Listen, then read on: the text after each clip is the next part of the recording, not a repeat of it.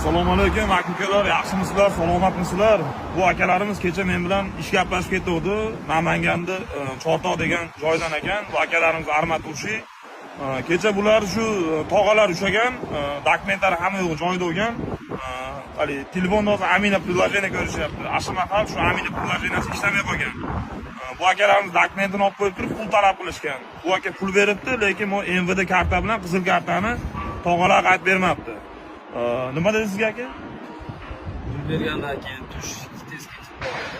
Pulni berdingiz, ketib qoldi. Men tashlab ketdim. Qizil karta bilan zeleniy kartani olib qoldim. Men to'g'risi bez dokument ishga ola olmayman. U MVD karta ham, qizil karta ham kerak. Xudo xolasa men bu akamizga pul beraman. Borib Saxrovoda dokumentini tikkalab keladi.